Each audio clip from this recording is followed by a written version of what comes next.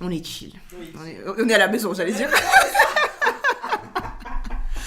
On est à la maison. Comment est-ce que je t'appelle? J'ai l'habitude de genre t'appeler Yamalou, Oui, tu vois? non, ça me dérange pas. Ouais. D'ailleurs, pourquoi Yamalou? Enfin, pourquoi Malou, Oui. du coup? Pourquoi Malou en fait? Malou, Malou c'est le prénom de la grande sœur en fait de mon papa. Ok. Voilà, donc et comme moi j'étais l'aînée de ma maman, voilà, donc ça Malou en fait. Ouais, c'est Voilà, donc Mais du coup, c'est marqué. Tu sais, parce qu'on a toujours oui, les oui. prénoms qu'on nous donne, et C'est puis les ça. autres prénoms, les post-noms, les machins. Bonjour et bienvenue dans le podcast Le Point de Connexion. Je suis Chélie et ici on parlera de toi, de moi, de nous, de vous, bref, de nos multiples vies et de ce qui fait de nous ce que nous sommes. Belle écoute. Dans l'épisode du jour, une conversation avec la fondatrice de Maloukaï Cosmétiques, Mariette, ou Yamalou, ou Yamariette comme je l'appelle. Une femme inspirante, chef d'entreprise, épouse et grande sœur, qui m'a fait l'honneur d'avoir une conversation intime sur sa marque, mais aussi sur l'importance de prendre soin de soi, de son corps, de la tête aux pieds, avec des produits issus du magnifique terroir africain. Aujourd'hui, au programme, comme toujours, des réflexions, des conseils et surtout quelques rigolades. Belle écoute. Écoute, merci de me recevoir chez toi. Franchement, je suis trop contente. C'est vrai, J'avais trop tu te sens hâte. bien. Mais oui, mais parce que j'ai pensé à cet épisode et je sais pas, ça a cliqué. C'est vrai. Ouais. Oh, moi ça m'a touchée quand tu m'as dit que tu avais pensé à moi. Vraiment, dis. J'étais trop contente. J'étais trop contente. Mais parce que, parce que quand même, quand tu m'as appelé, enfin quand on avait fait le truc avant même que tu sortes les produits et tout ça, je trouvais que ça avait bien matché. C'était vraiment c'est chouette. vrai. J'aimais beaucoup l'initiative. Oui, tout à fait. Et vraiment, je me suis dit, et tu as repensé à moi. mais bien sûr, Quand tu es touchée, je suis trop touchée. bien sûr. Écoute, bienvenue. Merci. Bienvenue chez Point de Connexion. Merci. On va avoir une petite conversation, toi et moi. D'accord. Tranquillement. Déjà, je vais te demander comment est-ce que tu vas. Je vais très bien. Ouais. Franchement, je vais super bien. Mhm. Je me sens bien. Non, vraiment. Ouais, c'est cool. Je suis en pleine forme, vraiment. Ouais, oui. nouvelle année. Voilà, nouvelle année. Des nouveaux challenges. Ouais. Voilà, donc non, je me sens bien. Ouais, Je me c'est sens cool bien. ça. Je me sens bien. La vie. Bah, écoute, je te laisse te présenter. D'accord. Dis-moi un petit peu qui. Moi, je sais qui tu es. J'allais dire, dis-moi qui tu es. C'est ça. Mais non. dis-nous qui Voilà, tu es. moi, voilà, mon nom c'est Malou, Mhm. Malou Kalala. Et en fait, j'ai lancé ma marque en fait de cosmétiques naturels qui est dédiée aux soins des peaux noires et métissées. Ouais. Je n'utilise que des ingrédients du terroir africain pour vraiment mettre en valeur tout ce savoir-faire, toute cette richesse en fait. Ouais. Voir que vraiment, il y a énormément de bienfaits extraordinaires, aussi bien que pour notre peau, que pour nos cheveux. Mhm. Donc voilà, je voulais vraiment proposer une alternative saine en fait à ma communauté, aux femmes de ma communauté. Mhm. Et donc voilà, c'est comme ça que Maloukaï Cosmétiques est née en fait. Ouais. Voilà. Et comment ça se fait que tu as eu ce besoin, tu sais, de faire quelque chose? Parce que tu pourrais te dire, là, je sais bien, il y a des trucs, voilà. Oui. Mais Mhm. comment est-ce que tu en es venu à te dire, je vais créer un truc, il manque quelque chose, ou j'ai besoin de quelque chose ou... Oui, c'est ça, c'est une frustration, vraiment. Au départ, c'était vraiment parce que je trouvais pas des produits de qualité déjà, efficaces, à la composition saine aussi, déjà pour ma famille en fait. C'est quand je suis devenue vraiment maman en fait, que là j'ai commencé à faire attention quand même à ce que je mettais sur la peau de mes enfants, à regarder un petit peu quand même la composition, et surtout avec ma cadette en fait qui a eu énormément de problèmes de peau. Elle avait de l'eczéma, elle avait vraiment une peau très très sèche, atopique. Donc j'ai fait je sais combien de dermatologues, et puis j'étais pas à l'aise avec le fait on était passé même à des crèmes à base de cortisone, mais j'étais pas à l'aise avec ça en fait. Je me dis, mais je donne de la cortisone à ma fille, un enfant, un bébé, je lui dis ça va être quoi les conséquences après. Et puis ça marchait un temps, et puis après, quelques mois après, l'eczéma revenait en force, et j'avais l'impression que ça ne faisait que s'empirer en fait. Je crois que j'ai utilisé toutes les crèmes possibles et inimaginables qu'on peut trouver en pharmacie actuellement. Et ça marchait un temps, mais puis après, le problème, en fait, ça ne résolvait pas le problème, en fait. Et je me suis dit, écoute, stop, on va arrêter tout ça. On va revenir un petit peu à nos sources. Je me dis, j'ai dit, à l'époque, nos mamans, elles faisaient comment Voilà, c'est vrai que nous au Congo on n'a pas le beurre de karité, on n'a pas cette culture-là, mais je me dis mais quand même elle connaissait les plantes, elle savait voilà si j'ai tel problème, je peux utiliser telle plante et tout ça. Il y avait comme cette connaissance-là. Je me suis dit bon, on va revenir un peu aux sources, et c'est là que j'ai commencé avec le beurre de karité. Ouais. Et voilà, bon c'est vrai que le beurre de karité c'est génial, ça marche super bien. Le problème c'est que bon l'application n'est pas aisée. Voilà, c'est dur, voilà, c'est dur, ouais. Tu vois, il faut la réchauffer d'abord entre tes mains et tout ça et tout. Ma petite, elle avait pas, le matin, comme toutes les mamans, il faut aller vite, je travaille et tout. T'as pas le temps, quoi. J'ai pas le temps, il faut que ça aille vite. Moi, j'ai besoin que ce soit rapide, donc. Alors, j'ai commencé par la chantilly de karité, j'ai commencé à faire mes petites recherches, j'ai dit, tiens, il y a moyen de faire des chantilly de karité. J'ai commencé par faire une chantilly de karité, et puis je me suis dit, mais oui, ok, la chantilly de karité, c'est bien, mais c'était pas satisfaisant en fait, parce qu'il y avait quelque chose qui manquait en fait dans cette chantilly. C'est vrai que il y avait ce côté nutrition et tout, mais c'est vrai que c'était gras aussi. Et je me suis dit, non, il y a moyen d'aller plus loin, de vraiment trouver une solution qui vraiment peut combler tous les besoins de la peau, en fait. Et c'est là que j'ai commencé de manière autodidacte, en lisant, en faisant mes petites recherches, et j'ai commencé à formuler ma première crème. Je me souviens, c'était une catastrophe. Je me souviens la texture, en plus. Donc, c'était à un moment donné, ça s'était déphasé. C'est quand, en fait, parce que dans une crème, il y a une phase aqueuse et une phase huileuse. Et quand on parle de déphasé, c'est-à-dire que les deux parties se séparent, en fait. Ouais. Donc, ça avait donné une de ces...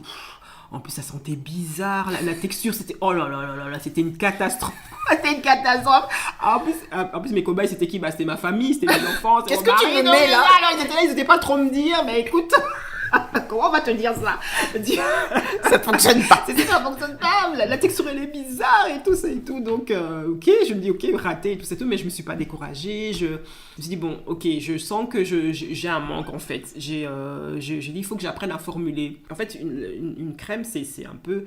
C'est une formule, c'est comme une recette en fait de cuisine en fait. Il y a des ingrédients à respecter, une certaine quantité à respecter. Et tu dois respecter tout ça en fait pour avoir une crème qui est stable, qui met des conservateurs aussi pour éviter que il y a des microbes qui se développent, que ce soit sain en fait, safe pour les personnes qui les utilisent.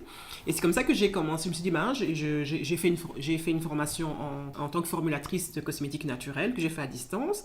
Et là j'ai appris à formuler. C'est comme ça que j'ai appris à formuler des crèmes. Et voilà, d'essai en essai, je suis arrivée à faire des crèmes qui étaient stables, qui ne bougeaient pas, petit à petit. Et en fait, j'ai commencé d'abord, c'est toujours la famille, les premiers cobayes. Mes sœurs, ma maman, les familles vraiment. Les familles vraiment, elles ont raison. C'est là que tu te dis, heureusement j'ai une famille nombreuse. Mais vraiment, heureusement. Je me dis, mais oui, je dis yes, merci mon Dieu, j'ai une famille nombreuse vraiment. En plus, j'ai une famille nombreuse, on est très très soudés, très bienveillantes, mais quand il y a quelque chose qui va pas aussi, on se le dit. On se le dit, on a ce côté vraiment très franc entre nous, donc on se le dit. Donc c'est vrai, elle me disait, oui, écoute, là ça va pas par exemple, là écoute, il y a un souci, là c'est, écoute, ça c'est pas très agréable. Donc comme ça, d'essai en essai, je suis arrivée vraiment à trouver la bonne formule. Et un jour, une de mes sœurs m'a dit, mais écoute, pourquoi tu commercialisais pas tes crèmes ? Je lui ai dit, mais enfin, c'est une crème, je veux dire, il n'y a rien de compliqué à faire, il suffit de suivre une formule. J'ai déjà essayé. Elle a déjà essayé. En plus, on en avait parlé, je me souviens. Ouais, on en avait parlé. Hein. J'ai essayé de faire une chantilly. Une chantilly, tu m'avais dit. J'étais là, mais où est la chantilly en question ? Parce que j'avais vraiment j'étais passée d'un bloc de karité à un autre bloc. Donc t'avais pas cette texture là de chantilly. Ça ne faisait pas la même. Et c'était chantilly, mais comment dire en français, kangami, tu vois, c'était fermé. Et du coup, c'était aéré, mais compact. Compact en même temps. Ne me demande pas comment j'ai réussi à faire ça. Mais c'est... Donc non, tout le monde ne veut pas faire une crème. C'est ça en fait, tout le monde n'est pas capable de faire une crème. Et moi, tu vois, j'étais tellement passionnée. Tellement, pour moi, c'était vraiment... moi, en fait, j'avais pas l'impression de travailler, en fait, quand je faisais ça. C'était vraiment, je m'épanouissais, je m'amusais, et puis je pouvais exprimer mon côté créatif aussi, donc... et puis, j'apprenais énormément de choses, donc c'était vraiment très, très, très enrichissant. Donc, moi, je voyais pas que ces difficultés allaient. Elle me dit, mais non, mais tu te rends pas compte. Il dit, bon, même si, ok, admettons, je prends le temps de faire ma propre crème, et je dis, mais... déjà je travaille, on est maman, on travaille, on n'a pas le temps en fait, on veut des choses. Moi, par exemple, ma soeur elle m'avait dit, moi je veux un truc tout fait. Voilà, je veux au magasin, ou voilà, je veux un truc tout fait. En plus, toi c'est naturel. Voilà, tu utilises en plus des ingrédients sains. Voilà, en plus il y a le côté aussi mettre en avant le terroir africain. Donc Moi, c'est ça que je recherche, en fait. Je me suis dit, alors, du coup, l'idée a fait... j'ai pas tout de suite été oui, non, voilà, je commence à me renseigner sur comment je vais me lancer et tout, la réglementation. Et au fur et à mesure, l'idée a fait son chemin et tout. Et puis le Covid aidant aussi, grosse remise à question. Beaucoup de gens se sont remis en question après le Covid, voilà. Et puis c'est vrai que je trouvais plus trop de sens dans le travail que je faisais depuis près de... à l'époque, c'était quoi ? Ça faisait quoi, 13-14 ans que je faisais ce boulot-là. Donc voilà, je trouvais plus de sens et tout. Et je me suis dit, oui, pourquoi pas pourquoi pas explorer cette voie-là. Donc, voilà. Après, il a fallu trouver un nom. Je me suis dit, bon, qu'est-ce que je vais mettre comme nom et tout ça. Et puis, je voulais toujours un nom qui rappelle mes origines, en fait. Parce que moi, en fait, mon papa, il est originaire du Kasaï. Donc, il est Moulouba. Voilà, je me suis dit, tiens, pourquoi pas Maloukaï, alors ? Maloukaï qui veut dire, voilà, comment ça va, en fait, en Chiluba. Et puis, je me dis, comment ça va ? C'est aussi un peu l'extension aussi du bien-être. Voilà, se sentir bien et toute cette bienveillance que je voulais aussi qu'il y ait autour de la marque, en fait. Et donc, voilà, c'est comme ça que Maloukaï est né, en fait. Voilà, et puis le cosmétique, pour le côté cosmétique, donc voilà, quoi. Écoute, c'est fou parce que tu expliques que c'est venu, en fait, de quelque chose de base, donc vraiment l'envie de prendre soin de soi et tout ça, et aussi par rapport à ta fille qui avait des problèmes. Exactement. Et je rejoins tout à fait ce que tu as dit, parce que effectivement, comme ta sœur, moi j'aime bien prendre soin de moi. Oui, je veux pas parler de ça. J'ai essayé. Je me sais franchement, j'ai essayé. Tu me demandes de me faire une recette de cuisine, tu me demandes de faire... Je veux bien faire. Mais faire des recettes cosmétiques... c'est autre chose encore. Tu vois, c'est autre chose. Et je pense que chacun est aussi destiné à son propre truc, sait faire ses propres choses. Exactement. Et c'est top, tu vois, qu'il y ait des gens comme toi qui passent pour les gens lazy, comme nous, qui veulent prendre soin d'elles, mais qui n'ont soit pas l'envie, pas la patience, pas la maîtrise du truc. Et c'est idéal parce que moi aussi j'ai eu des problèmes de peau et ma maman la pauvre qui a transpiré toute ma vie pour soigner tout ça, tu vois. Et quand je suis arrivée en Belgique, c'est vrai que je pense nos peaux à nous, ça on peut faire tout ce qu'on veut. Les peaux noires qui, même si tu as toute ta vie vécu en Belgique, c'est ça. Il va y avoir des réactions. Tout à fait. Tu vois, chez certaines personnes sont plus sensibles que d'autres. C'est ça, exactement. Tout à fait. Moi, j'ai la peau très sensible. Très sensible. Très sensible. Le moindre changement, quand c'est l'hiver, tout de suite tu réagis. Tout de suite je réagis. Trop aller à la piscine, trop. Ma peau est sèche. C'est ça. Vraiment, eczéma, tout ce que tu veux. Et donc, effectivement, avoir quelque chose qui est naturel, où tu sens que... Enfin, tu te sens bien, en fait, quand tu le mets, tu vois, et que tu vois que ton eczéma diminue, que tu vois qu'il apparaît même plus, en fait. Tu te souviens, là, depuis que j'utilise tes produits, je me souviens plus de la dernière fois que j'ai eu des plaques sur mes jambes. C'est vrai que tu m'en avais parlé. Tu vois. C'est vrai que, et ça te fait du bien aussi, parce que tu te sens moins... Enfin, tu te sens mieux, en fait. Exactement. Oui, tout à fait. Non, parce que il faut dire que quand tu as un problème, en fait, et que surtout que tu trouves pas de solution qui te satisfait, en fait, je vais pas dire que ça t'obsède, mais tu peux pas être bien, en fait. Tant que ce problème-là n'est pas résolu, c'est... moi, ce dont je me rends compte aussi, c'est que dans les produits qu'on nous proposait, en fait, pour les peaux noires, les peaux métissées, comme on appelle l'ethno-cosmétique, en fait, ça, c'est quelque chose que j'ai appris, je l'ai pas inventé. Ok, je connaissais pas. En plus, je l'ai appris, l'ethno-cosmétique, en fait. Je trouve qu'on met pas suffisamment en avant que ça peut vraiment être une réelle... ça peut être une souffrance. Ça peut être une souffrance, en fait. Le fait de se dire, voilà, une souffrance, et puis le fait de se dire, déjà, c'est comme si j'existais pas. On considère pas, on considère pas, en fait, que, voilà, moi, j'ai tel... parce que c'est vrai que même scientifiquement, ça a été prouvé que les peaux noires, ce sont des peaux qui sont faites pour vivre dans des climats chauds et tropicaux, comme l'Afrique, en fait. C'est ça. Donc, notre peau, même si tu es né ici, comme tu l'as dit, grandi ici, t'as connu que l'Europe, ta peau, fatalement, elle va développer une sécheresse de par le climat, parce qu'en Europe, souvent, le climat, il est chaud et... il est froid et sec.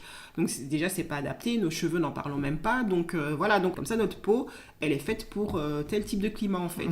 Donc, déjà, le fait, quand tu vas, par exemple, dans une boutique spécialisée pour les cosmétiques et que tu trouves pas des solutions qui répondent à tes besoins, déjà, tu te dis, déjà, je suis pas entendue. j'ai cette souffrance-là, mais j'ai l'impression qu'il y a personne qui répond qui comprend mon besoin, qui comprend mon problème, et qui fait aussi un effort pour essayer de me trouver une solution qui est acceptable, en fait. Tout à fait. Et c'est vrai que les solutions qu'on nous propose, ok, c'est efficace, mais quand tu regardes un peu la composition de plus près, tu te dis, mais enfin, j'ai quand même pas m'appliquer. Et tu sais, on en avait parlé, on s'était dit, mais on n'a qu'un seul corps, en fait. Ouais. Donc, j'ai pas envie de mettre des trucs toxiques sur ma peau qui risquent de me développer des problèmes de santé par la suite, tu vois. Je veux dire, j'ai envie de prendre soin de mon corps. Je veux dire, c'est... moi, en fait, je dis que mon corps, c'est mon temple, en fait. C'est un temple, et donc c'est mon devoir d'en prendre soin. J'ai pas envie de... C'est comme tu vas pas ingurgiter n'importe quoi, tu vas pas manger non plus n'importe quoi, tu vas faire attention à ce que tu manges et tout ça, tout. Bah, c'est normal que je fasse attention aussi à ce que j'applique sur ma peau. Tu penses que c'est une... c'est de l'amour de soi, déjà, de prendre soin de soi. Tout à fait. C'est un acte d'amour. Oui, c'est un acte d'amour, mais est-ce qu'on l'a tous instinctivement, ou bien il vient avec... Enfin, toi, tu as toujours eu ce truc de dire « je prends soin de moi », ou on t'a toujours élevé en disant « va, prends soin de toi, mets de la crème », et tout ça. Mais tu vois, ce que je veux dire, c'est dans le sens où... En même temps, chez nous, c'est un besoin. Voilà, on peut pas sortir de la douche et pas mettre de crème. Tu vois, c'est ça. Donc, c'est vrai que je me souviens, depuis que je suis toute petite, on me disait « tu dois mettre la crème ». C'était même pas négociable, en fait. Tu dois la mettre, tu vois. Ouais. Mais donc, du coup, entre le fait que ce soit un automatisme, donc moi, effectivement aussi, genre, je sors de la douche, je mets la crème. C'est ça, tout à fait. C'est devenu, au fur et à mesure des années, une forme d'amour et de prendre soin de moi, là où de base c'était un automatisme et je comprenais pas, tu vois, que c'était quelque chose, enfin que mon corps, je devrais en prendre soin. C'est ça, tout à fait. Oui. Est-ce que tu sens que c'est aussi un peu comme ça, et d'où peut-être le fait que c'est pour ça aussi que quand tu as développé la marque, comme tu disais, bah moi je le fais pour plaisir et tout ça, mais que... Il y a plus. Je te rejoins tout à fait. Moi, c'est vraiment ça. Moi, au départ, c'était... Je me posais même pas la question. Et puis aussi, tu sais, moi aussi, par exemple, ma maman, c'est une femme qui est extrêmement coquette. Ouais. Il n'y a rien à faire, les parents restent nos premiers modèles. Bien sûr. Tu vois, donc, donc, pour moi, déjà, sortir sans être apprêtée, sans... Voilà, je ne dis pas que je devais sortir, être pimper, comme si j'allais... Mais être propre sur soi, comme il dit. Voilà, être propre sur soi, quand même un minimum, tu vois. Donc, tu vois, un minimum, quand même. Donc, je veux dire, c'est vrai que je réfléchissais même pas. C'était automatique, en fait. Je devais prendre soin. En fait, oui, c'était plutôt un devoir. Je devais prendre soin de moi, prendre soin de mon corps, prendre soin de nos cheveux aussi. Tu peux pas juste, tu te laves les cheveux, tu sors comme ça directement. Ah là là. Tu vois, on ne peut pas faire ça. Ah là. On ne peut pas. Il y a beaucoup de gens qui se disent oh non, mais on va juste ouvrir les douches où il y a le truc au-dessus. Et toi, tu recules toujours à chaque fois. Tu recules, tu te dis non. Mes cheveux. Non, on peut pas se permettre de vite se dire oui, je fais vite un shampoing le matin, je sors comme ça. Mais non, tu peux pas. Il y a toute une routine à avoir. Ouais. Tu dois, c'est un moment où que tu prépares en fait. À l'avant, tu dis que par exemple samedi, je vais laver mes cheveux. Donc je sais que je dois d'abord faire mon bain d'huile. Je dois d'abord et encore moi à mon époque, on n'était même pas dans cette optique-là. Moi, je suis née dans les années, je suis née en 77, donc on était dans les années 90. Il y avait pas le mouvement nappy, donc c'était les défrisages et massins, on passe. Mais c'est vrai qu'il y a toujours eu ce besoin de prendre soin de soi. Pour moi, c'était même un besoin. C'était une nécessité, en fait. C'était une nécessité. Je me voyais pas... je ne me voyais pas sortir, pas apprêtée, en fait, en n'ayant pas mis, comme tu dis, la base, s'hydrater en mettant une crème, prendre soin de mes cheveux, me coiffer et tout ça. Non, pour moi, c'était même pas envisageable, en fait. Je ne me posais pas de questions. Pour moi, j'ai vu ma mère le faire, j'ai vu ma grande sœur le faire aussi, donc pour moi, je réfléchissais même pas, en fait. Et je pense que mes petites sœurs, si tu leur poses la question, elles vont te dire, on l'a vu le faire, on a vu donc on reproduit tout simplement, mais sans vraiment avoir cette notion-là de je prends soin de moi, c'est un moment pour moi, je me donne de l'amour, en fait. Ça c'est venu beaucoup plus tard, quand je suis devenue maman. Encore, oui, c'est vraiment venu très très tard, en fait. Le fait de vraiment se dire non, je prends du temps pour moi, pour juste pour me sentir bien, en fait, dans mon corps, dans ma tête. C'est vraiment venu beaucoup plus tard, quand je suis devenue maman. Ok, donc en fait c'est le déclic, c'était de devenir maman que te dis il me faut du temps pour moi. Et pas avant? Non, pas avant. Avant, je faisais les choses par automatisme, en fait, sans me poser de questions. Je dis, pour moi, c'était une évidence que j'allais jamais sortir. Si, par exemple, j'ai un rendez-vous avec une copine, je dois avoir une copine, pour moi, c'était évident que j'allais prendre ma douche, j'allais mettre ma crème, j'allais me coiffer, j'allais me maquiller, tout ça et tout, et puis je pars. C'était un automatisme, je me posais même pas de questions, je me rendais pas compte qu'en fait, je prenais soin de moi, en fait. Pour moi, c'était une évidence. Ok. J'ai vraiment eu ce déclic-là vraiment plus tard, quand je suis devenue... Peut-être parce que quand je suis devenue maman, j'avais plus ce temps-là. Ah, c'est là que je me suis rendu compte qu'en fait... Je vais pas dire que c'est du... Oui, pour moi, quand je suis devenue maman, c'était devenu du luxe, en fait.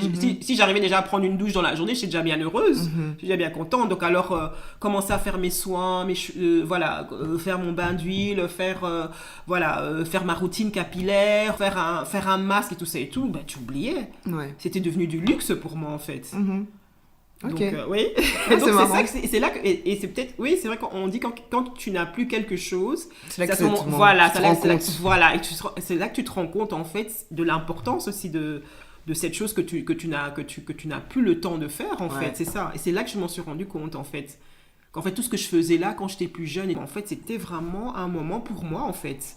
Parce que je le faisais pas pour les autres. Non, c'était vraiment... peut-être quand j'étais ado, et peut-être pour plaire à un garçon, et encore. Je sais même pas, je me souviens même plus. Mais c'est vraiment quand j'ai plus ce temps-là que je me suis rendu compte, ah oui, quand même, c'était précieux, en fait. J'en ai vu l'importance, en fait, de prendre soin de soi. À quel point c'est important. Ok. Oui. Ok. Ouais. Parce qu'on voit en plus, tu sais, de plus en plus, là...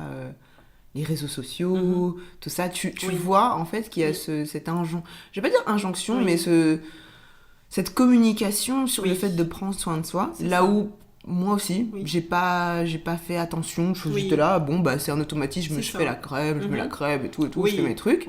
Étonnamment, je pense qu'il y a toujours un déclic. Moi, le déclic, c'est quand je suis partie de chez les parents. Ah, tu vois. Ah, oui. C'est ça, quand tu as quitté... c'est là que tu as eu les déclics, c'est là que tu as pris conscience que... de l'importance de prendre soin de soi, en fait. Oui, c'est là que que c'est un acte allez, je dis c'est un choix aussi. Moi, ce que je me suis rendu compte, c'est que c'était un choix. C'était pas un automatisme parce que voilà, depuis l'enfance, ça a toujours été comme ça, on m'a dit voilà, je l'ai vu aussi, mais que c'est aussi un acte, en fait. Je décide de prendre ce temps-là pour moi, en fait. Donc c'est ça, c'est ce moment-là. C'est ça, parce que là où tu t'es dans le cocon familial, bête truc, on prenait de la vitamine D. Okay. Mais tu vois, c'est un automatisme. Mais depuis toujours. Maman, elle te donne vitamine D, hop. En fait, je me posais pas la question. C'est ça. Je me disais, si maman, elle me dit que je dois prendre. C'est ça, c'est que c'est bon. C'est maman qui dit que je dois le prendre, donc je ne pose pas la question. C'est ça. Et j'ai déménagé pendant, je crois que c'était en 2020. 2020, ok. J'ai déménagé. Oui. Et je me suis retrouvée chez moi. Et je me suis retrouvée en carence de toutes choses. C'est ça. Je me suis retrouvée, j'étais grise. Voilà, tu vois mais en plus, donc déjà par le fait qu'on ne sortait pas, c'est ça. Mais aussi le fait que j'avais arrêté de prendre de la vitamine D. C'est parce ça, que déjà. Voilà. Oui, rien que... Oui, et vraiment, j'ai fait une analyse sanguine et on me dit, mais madame, là, vous devez prendre des vitamines parce que c'est plus possible. T'étais carrément en déficit. Oui, j'étais en déficit. C'était même pas carence, j'étais vraiment en déficit. C'est ça. Et ça se voyait. Quand je regarde les photos, je suis grise, j'avais des taches, j'avais de l'eczéma sur le visage, chose que je n'avais jamais. Enfin, à part quand j'étais vraiment arrivée en Belgique. Mais j'avais jamais eu vraiment de l'eczéma aussi fort sur le visage. Ah oui, tu vois. Et donc ça en disait long aussi sur le fait que... j'avais pas pris le temps je prenais pas le temps de prendre soin de moi. D'accord, tu vois. Je me disais juste je suis chez moi, je fais mes trucs, je fais tous mes trucs et je pense qu'il y a aussi l'équilibre de se considérer parce que moi je me disais il faut que je fasse ces trucs dans la maison et tu commences ta vie de femme tu t'apprends il faut trouver une organisation, c'est ça, à prendre soin de ton chez toi, trouver une routine, le ménage, machin et en même temps ok, en fait, il faut que je prenne soin de moi aussi. C'est ça. C'est venu en dernier, en fait. D'abord, c'est ça. C'est ça. Je prenais tellement soin de mon intérieur, de faire à manger, de faire tous les trucs. C'est ça. Mais pas de moi. Tu vois, c'est ça. Là où j'ai aussi grandi avec une maman assez coquette et tout, qui prenait soin d'elle, qui se faisait les cheveux, qui se maquillait pas beaucoup, mais quand elle se maquillait, tu sentais que tu vois, tu sentais une certaine forme de féminité. Et en même temps, après, j'étais là, ok, c'est pas grave. Là, je faisais le strict minimum. Voilà, tu mets la crème, tu brosses les dents, tu brosses les cheveux. Et voilà. Oui, c'est tout. C'est ça. C'est tout. Et après, tu regardes et tu vois les autres, que ce soit à la télé et tout. Tu te dis, mais comment ça se fait qu'elles ont des belles peaux? Mais c'est ça. C'est ça. Bah, elles prennent soin d'elles. Mais voilà, c'est ça, comme tu dis, tout simplement. La base, c'est ça. Mais c'est vrai, c'est prendre soin de soi, en fait. C'est vrai. Non, mais c'est fou parce que tu vois, il a fallu que tu quittes ton cocon familial pour avoir ce déclic-là, en fait. Ouais. Tu vois, que quelque part, comme tu dis, et c'est tout à fait normal quand tu aménages chez toi, tu as envie aussi de créer ton petit cocon. Voilà, tu dois tout faire toute seule. Comme tu dis, c'est toi qui dois faire à manger, les lessives et tout ça et tout. Donc, ça demande quand même un certain temps, une certaine organisation, tu vois. Et puis, ce que j'ai aimé, c'est quand tu dis que oui, tu t'es rendu compte que voilà, même la vitamine, tu vois, tu as compris l'importance. Voilà, tu as compris pourquoi ta maman te donnait de la vitamine D. Tu vois, tu as compris. Donc, c'est ça. Donc. Et oui, c'est intéressant. C'est fou aussi quand on en parlait tout à l'heure, que le fait d'avoir des frères et sœurs, et que ça t'aidait. Le fait d'avoir une sœur, et même en fait avoir des frères aussi, ça m'aidait parce qu'on faisait les choses ensemble. Oui, ça c'est vrai. Exactement. Et moi, même, on se partageait, par exemple, tu vois, les maquillages, par exemple, je me souviens. Mais oui, mais en plus, on te grandi qu'avec des filles. J'avais des sœurs, tu vois, on est 5 sœurs. Ouais. Tu vois, donc, ça fait. Voilà. Ça, tu vois, donc.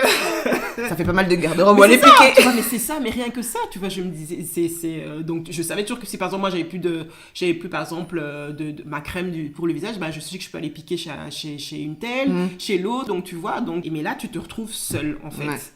Tout seul chez toi et tu dois... T'as personne à qui...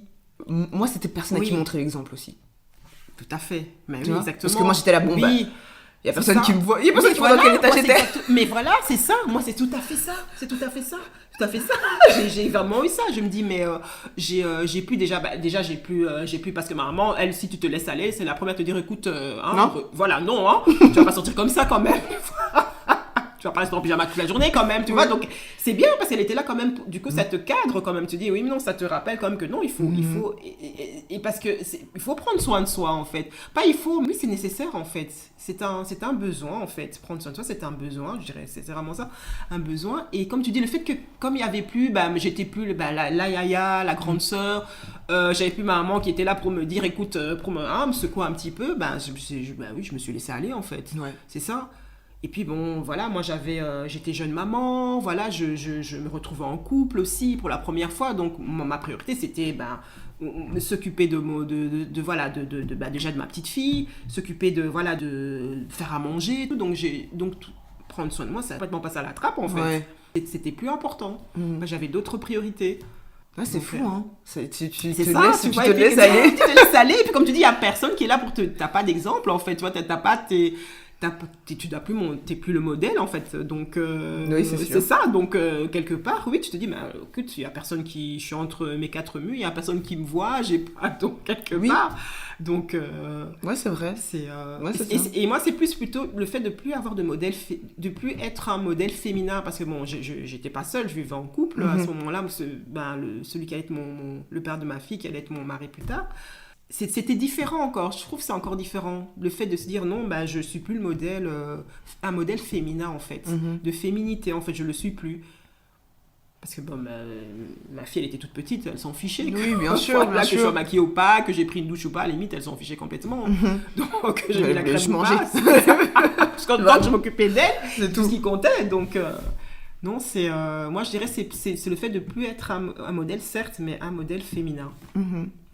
C'est marrant. C'est vraiment ça. J'avais pas pensé à ça, au modèle féminin, parce que moi j'ai grandi majoritairement avec des frères, et ma sœur est arrivée, j'étais déjà adolescente. C'est ça.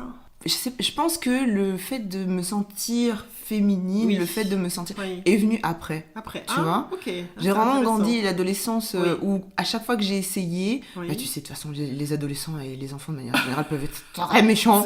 Donc à chaque fois que t'essayais d'être un peu, on disait mais pour qui tu te prends, t'es là bon. Oui, d'accord. Donc, du coup, ça te cassait. Et je disais, bon, ça va, je vais rester dans mes pulls, jeans, baskets, et puis c'est bon. Mais t'as fait des tentatives. J'ai fait des tentatives. Essayer d'être un peu plus... Tu vois, j'ai fait des tentatives. Les désavantages avec la génération, que cette génération n'a pas, c'est qu'il y a les photos pour prouver que tu as fait des... C'est comme moi, le départ, il n'y a pas de dossier. Il y a des photos imprimées, tout ce que tu veux, qui montrent que tu as fait des tentatives, tu vois. Et je pense qu'il y a aussi ce truc qui est venu après, quand ma sœur a grandi. Oui. Que là, je me suis dit, quand ma sœur a grandi, ça a aussi un peu coïncidé à quand moi je suis partie. D'accord. Ce qui est paradoxal d'ailleurs. Parce que vraiment, elle se dit, au moment où elle devient adolescente, et tout, en toute humilité, donc je dis pas parce que je suis au modèle, voilà.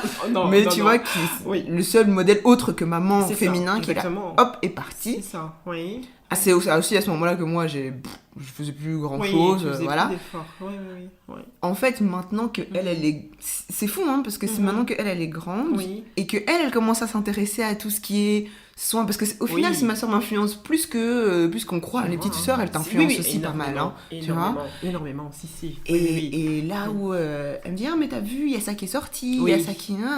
Ah, j'ai vu ce gloss, et moi je suis là, ah oui, d'accord, ok. Évidemment, je vis avec un homme, lui, il s'en fout que je mette du gloss ou pas. Tu vois, quand je passe 2 heures dans la salle de bain, il se dit, mais qu'est-ce qu'elle fait? Mais c'est ça, voilà. Qu'est-ce qu'elle fait? Alors que ma sœur, si je passe 2 heures dans la salle de bain, elle va même pas être étonnée. C'est ça, exactement. Elle va dire, c'est normal, tu vois, c'est Tout normal. à fait. Et du coup, ça me donne envie de prendre soin de moi. Parce que je me dis, ah, il y a ma sœur, tu vois, ma sœur, quand elle vient chez moi, ou quand je vais chez les parents, il y a ce truc de... Et je veux quand même que, elle se dise, ah, ça c'est ma grande sœur. C'est ma grande sœur quand même, tu vois. Oui, il y a ce côté-là. On va dire, ah, c'est ta grande sœur. Tu vois, la grimace de, ah, c'est elle, ta grande sœur. Qu'elle a les cheveux comme ça. C'est ça, tu vois, oui, c'est ça. Non, t'as envie de quand même rester un exemple. Tout à fait. Et même pour toi. Oui, déjà. Vraiment, même pour toi. Et ça, je pense que ça vient, comme tu l'as dit, ça vient avec l'âge. Tout à fait. Ça vient vraiment avec l'âge de se dire, ah, il faut que je prenne soin de moi. C'est ça, tout à fait. Parce que c'est physique, c'est vrai, notre corps, mais c'est mental aussi. C'est mental, exactement, tout à fait. Mais c'est vrai que moi, maintenant que je suis maman, j'ai eu plus ça avec mes filles, en fait. Ok. Comme j'ai eu, quand ma fille a commencé à grandir, je me suis dit, mais non, quand même, c'est vrai que je suis maman, mais bon, ça doit pas être une excuse pour ne pas prendre soin de moi, en fait. Prendre soin de moi, donc, et surtout que moi c'est vrai que j'étais comme j'étais l'aînée, j'ai toujours été coquette, en fait. J'étais une adolescente, voilà, j'aimais la mode, j'aimais bien le make-up et tout, donc j'ai jamais aimé beaucoup maquiller, ce genre de choses, mais j'aimais bien tester des nouveautés, tout ce qui m'intéressait, voilà, aux tendances. Donc, et c'est vrai que quand je suis partie m'installer chez moi, je suis passée d'un extrême à un autre, en fait, où je m'intéressais plus du tout à moi-même. Je faisais plus attention à moi-même. Je dis pas que j'étais négligée. J'irai pas jusqu'au point de dire que j'étais négligée, mais c'était plus important, en fait. C'était plus important. Et c'est comme si je m'étais quelque part déconnectée à moi-même. À ce que j'étais au départ. Ok. Ouais. J'ai vraiment eu ça. Et petit à petit, quand ma fille a commencé à grandir, je me suis posé la question, je me suis dit, mais quel exemple tu vas être pour ta fille, en fait? Est-ce que c'est ce genre d'exemple que tu as envie d'être pour ta fille? Une maman qui se laisse aller, qui prend plus soin d'elle, ou tu as envie justement de revenir... lui montrer que justement prendre soin de soi c'est du plaisir. Comme tu as eu avec ta maman, en fait. Voilà, comme j'ai eu avec maman, c'est du plaisir, c'est un temps pour soi, c'est et non, c'est vraiment revenu comme tu dis, voilà, c'est quand ma fille aînée, en fait, a grandi, en fait. Et là, je me suis dit, et puis il y avait aussi ça aussi, par exemple, tu vas à une réunion des parents, tu as quand même envie que ta fille soit fière de dire, oui, c'est ma maman, quoi, quand même, il y avait ça aussi. Ouais, il faut se le dire. J'ai pas envie de, non, maman, non, tu restes de l'autre côté de la rue, bien loin, tout au fond de la salle. Voilà, non, il y a comme cette fierté-là, dire que non, c'est ma maman et tout, et voilà, quand t'as le regard de ses copines, ils disent, ah oui, c'est ta maman et tout, waouh, et tout, donc... C'est vrai qu'il y a quand même ce côté-là, oui, il y a cette fierté-là, donc et c'est vrai que c'est là que c'est revenu, en fait, cette envie de reprendre soin de moi, et non, je te rejoins tout de suite quand tu me dis que oui, toi, si tu l'as fait pour ta petite sœur aussi, t'as influencé, mais moi, c'est ma fille aînée, en l'occurrence, qui m'a influencé, et j'ai continué après parce que j'ai eu une fille cadette et tout, et même par rapport à mes fils aussi. Je veux dire, voilà. Ça reste un exemple aussi. Ça reste un exemple, tout à fait, exactement. Ça reste un exemple, parce que ce qui est fou, c'est que tu vois... l'influence que les parents peuvent avoir, tu vois. Exactement. Quand t'es une femme, le papa définit un peu le minimum de standard que ton mari doit. Voilà, tout à fait, c'est incroyable. Tu vois, même inconsciemment, tu t'en rends pas compte. Tu t'en rends pas compte, mais si, exactement. Tu as, comme tu dis, il définit ce minimum là. Tu dis que voilà, moi, je veux retrouver telle chose, ou peut-être pas retrouver telle chose. Exactement. Auprès de mon futur mari, mon futur compagnon, voilà. Comme tu dis, nos parents restent des modèles, les parents restent des modèles, des références en fait. Ce sont des références, que ce soit pour oui ou non, peu importe. Ou de dire non, au contraire, je rejette complètement ça, mais ça reste une référence. Il y a un minimum, c'est vrai, ça reste une référence. Ça reste une référence, ouais. Et donc, quand tu as ce standard-là, tu dis, bon, je peux pas aller en dessous. Voilà, on peut pas aller en dessous. En dessous. Et c'est vrai, prendre soin de soi. Oui. Ce qu'il faut, c'est qu'il y a le côté maman, mais il y a le côté papa aussi. Exactement, tout à fait. Prendre soin de soi. Moi, mon papa prend vraiment soin de lui aussi. Et ça m'a toujours marqué. Oui. Parce que même quand, à l'école aussi, papa, il a eu beaucoup un travail où il était souvent en costume, par exemple, aussi. Okay. Tu vois, et même quand il ne travaillait pas, il était toujours apprêté aussi. Apprêté, tu vois. Et même si on disait, c'est maman qui disait, papa aussi disait, tu vois pas, une femme ne sort pas comme ça. C'est ça, tout à fait, voilà. Bon, ils l'ont dit à leur façon, voilà, je dis pas que... Je dis pas que c'était toujours bienveillant, mais tu vois, ça a toujours eu ce truc de on ne sort pas, tu sors pas comme ça, tu vas pas sortir avec des trucs avec des trous, avec des machins, tu vois. Il y a toujours eu ce truc pour être toujours propre sur soi en fait, même si tu n'es pas obligé d'être sur ton 31. Non, c'est ça. Mais il y a toujours ce truc-là. Il y a comme tu dis, ce standard, ce minimum-là à faire en fait, c'est ça. C'est ça. Et donc, effectivement, j'ai grandi avec un papa aussi qui était habillé, qui était apprêté, qui sentait toujours bon, qui avait toujours ce truc-là. C'est ça. Bon, Dieu merci, je me suis mariée avec... Voilà, des fois je m'étonne même, je dis, mais je me suis vraiment mariée avec un mari qui ressemble vraiment à mon papa. C'est vrai. L'opposé plutôt de ce côté-là, en tout cas, le côté apprêté. Le côté où, oui, voilà, c'est ça. Il va pas sortir en training, ça c'est sauf si c'est pour un déménagement. C'est ça, tu vois, d'accord. Même moi, des fois, je dis, non, je suis sortie, puis je fais... Je vais vraiment sortir en training, puis même si je sors en training, j'ai quand même un peu à être un peu mignon. Voilà, quand même, on va un peu pimper ça. On va un peu pimper le training, tu vois. Lui, c'est vraiment, non, moi je sors pas en training.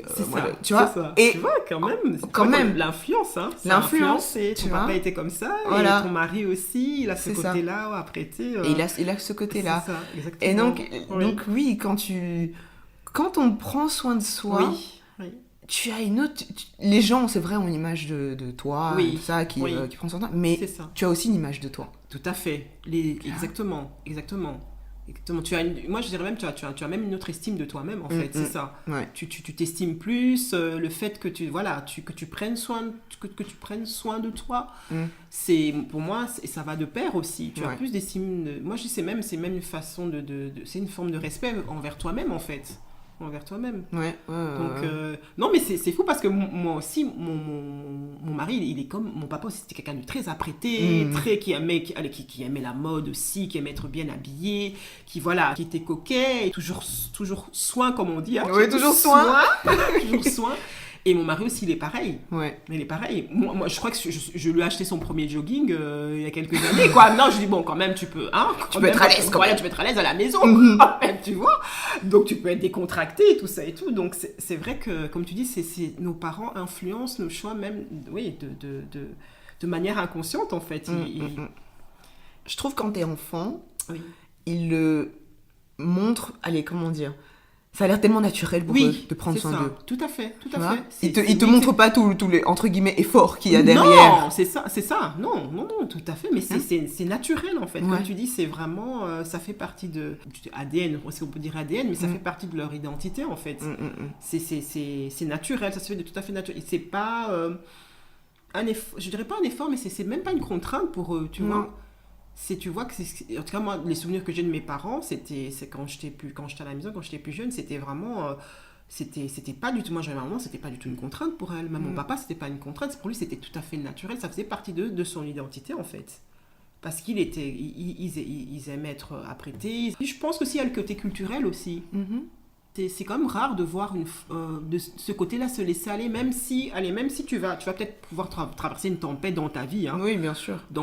Mais toujours quand tu sors, être apprêté, que ça se voit pas en fait, que ça se voit pas dans ta façon dont tu es habillé, que voilà, le fait que tu sois pas coiffé, que tu sortes en jogging et tout ça et tout. Il y a aussi ce côté-là, je dirais plutôt digne aussi quelque part, toujours rester digne. Quoi qu'il arrive, même si tu vis des épreuves difficiles, il y a toujours resté digne, que ça ne se voit pas en fait, que le monde ne le sache pas, que voilà, que tu as des soucis, parce que tu t'es... Il y a aussi ce côté-là en fait, ce côté, le regard des autres aussi, des autres, quand je dis les autres, des autres membres de notre communauté en fait, je veux dire de ta communauté, qui influence aussi, je pense aussi. Mais du coup, tu penses pas que ça peut se retourner contre toi ? Dans le sens où tu montres tellement pas que ça va pas, exactement, que tu t'enfermes dans ce... Parce que ça aussi, c'est culturel, de cacher quand quelque chose ne va pas. On le montre, oui, tout à fait. Et tu te retrouves dans des situations où les gens ils disent « Oh, mais qu'est-ce qui lui était arrivé ? On savait pas. » Voilà, on savait pas, exactement. C'est ça le côté, je dirais, le côté pervers en fait. Le côté pervers. C'est l'extrême. C'est l'extrême, parce que tu as le droit de pas bien aller, de te sentir mal et de pas avoir envie de t'apprêter parce que juste... C'est tellement loin de tes préoccupations pour l'instant, t'as le droit aussi, tu vois. Donc, je pense aussi que ça vient aussi du fait qu'on a une certaine aussi image de la femme noire. Donc, que ce soit dans notre culture à nous, mais aussi dans la société, je veux dire, dans la société occidentale, on a une certaine... C'est un peu un fantasme, le fait de la femme noire, toujours apprêtée, toujours... de la femme noire forte, qui, quelles que soient les épreuves, mais ça glisse sur elle, tu vas la voir toujours, qui prend soin d'elle. Et il y a des attentes, en fait, et je pense que quelque part aussi, ça nous influence, parce qu'on vit là-dedans, on grandit là-dedans. Et quelque part, ça nous formate aussi. On se dit, oui, non, même si, j'ai pleuré toute la nuit, ben non, je vais pas sortir comme ça. Bien sûr. Faut que je fasse un effort, quand même. Avec 2 cuillères glacées sur les yeux. C'est ça, je veux pas que, quand j'arrive au boulot, tous mes collègues voient que j'ai pleuré toute la nuit, que j'ai les yeux gonflés et tout. Mais je suis tout à fait d'accord avec toi, il y a un côté pervers. Il y a un côté pervers, il y a un côté... Oui, comme tu dis, parce qu'un jour, c'est un peu comme si tu mettais... tu as une casserole au feu qui est en train de bouillir, tu mets un couvercle dessus, à un moment donné, ça va déborder. Parce que le fait de jamais exprimer tes émotions... parce que parfois, ça peut être aussi un appel au secours aussi, tu vois. C'est ce que j'allais dire, Ça peut être un appel au secours. Si tu es tout le temps là, les gens qui te connaissent pas, je veux dire, ils te voient toujours là, bien apprêté et tout. Et comment ils vont savoir que tu as un problème aussi, tu vois, que tu traverses une période difficile aussi, si tu le dis pas, tu vois. Donc... Ça, je trouve que ça peut être aussi une pression en plus supplémentaire qui est mise sur la femme, et j'irais même plus loin en disant sur la femme noire. C'est encore une pression supplémentaire, le regard des autres, et quand je dis des autres, c'est comme je dis, c'est toujours du reste de la communauté en fait. C'est ça. Où en fait on se dit elle est toujours apprêtée, puis un jour tu fais oula, qu'est-ce qui s'est passé. On a tous des exemples comme ça, on s'est dit mais qu'est-ce qui s'est passé en fait. Mais en fait ça a été un processus en fait, c'était un processus, c'est juste qu'elle arrive à un moment donné où c'était la goutte d'eau, c'est ça. Et justement pour prendre soin de toi, au-delà de mettre ta crème qui sent bon, merci. et tous tes produits, qu'est-ce que tu fais? Parce que surtout tu disais que c'était à partir du moment où tu devenais maman. Maintenant les enfants grandissent, ils sont des grands maintenant. Ils sont des grands, ils sont indépendants. Voilà, tu as entre guillemets plus le temps que quand ils étaient petits, qu'il fallait courir derrière eux pour tout. Comment est-ce que tu prends soin de toi? Disons que déjà j'ai plus de temps, ça c'est vrai, voilà. Ça y a rien à dire, parce que prendre soin de soi quand même ça demande de s'octroyer aussi ce temps-là. C'est vrai aussi, parce que il y a aussi, moi ce que j'avais aussi, c'était, je me sentais coupable quand mes enfants étaient plus jeunes, que je me disais que je prenais un petit temps, rien que prendre un bain moussant, me dire je vais me prélasser dans un bain moussant en écoutant ma musique, en mettant il y a que les femmes pour se sentir coupables. Après je m'en voulais, je me dis mais je passais 1 heure dans un bain, je me dis mais ces 1 heure là j'aurais pu passer du temps faire autre chose pour mes enfants, pour mon mari. Il y a fort cette culpabilité là en fait, donc déjà se dire non, c'est ok, j'ai le droit de prendre du temps pour moi, si je veux être une meilleure maman. Moi aussi c'est aussi quelque chose que j'ai aussi appris à faire avec le temps aussi. Je disais, j'expliquais à mes enfants, je dis non, mais maman a besoin de prendre du temps pour elle, pour être une meilleure maman aussi. Pour être une meilleure maman pour toi, et parce que d'office, ça aura un impact sur la maman qu'on est, sur l'épouse qu'on est aussi, donc la compagne qu'on est aussi, donc ça aura d'office un impact. Donc, et c'est vrai que déjà le temps, et ce que je fais, moi, c'est vrai que j'ai ma petite routine. Moi, c'est tous les dimanches, j'ai ma petite routine. J'ai ma petite routine beauté, je fais mon masque, je nettoie bien mon visage, je prends plus de temps en fait. Je fais mon masque, vraiment, c'est un petit moment, je mets ma petite musique, et je me fais un peu mon petit hammam là chez moi. Une petite ambiance et tout ça et tout. Mais c'est devenu un rituel en fait. Et quand je le fais pas, ça me manque en fait, parce que j'ai besoin de ce moment-là, de ce temps-là où rien que pour moi en fait, où je prends vraiment le temps de faire les choses. Voilà, de faire toutes les étapes de ma routine sans sauter une, de ma routine beauté. Et voilà, je prends soin de mes cheveux. Et donc, c'est du plaisir, en fait. C'est du plaisir. Ça te reconnecte à toi-même tout aussi. Tout à fait. Exactement. Et je dirais, pour aller vraiment en cas de force majeure, mais pour rien au monde, je sacrifierais ce dimanche-là, ce moment-là. Et je ne vois pas ça du tout comme un acte égoïste, en fait. Non. Ouais. C'est un acte d'amour. Moi, je vois ça vraiment, prendre soin de soi, c'est vraiment, comme tu disais, c'est vraiment un acte d'amour envers soi, en fait. Parce que c'est vrai que, donc, pour pouvoir aimer les autres, donner aux autres comment tu peux donner aux autres ce que tu n'as, ce que tu ne te donnes pas à toi-même, ce que tu ne connais pas.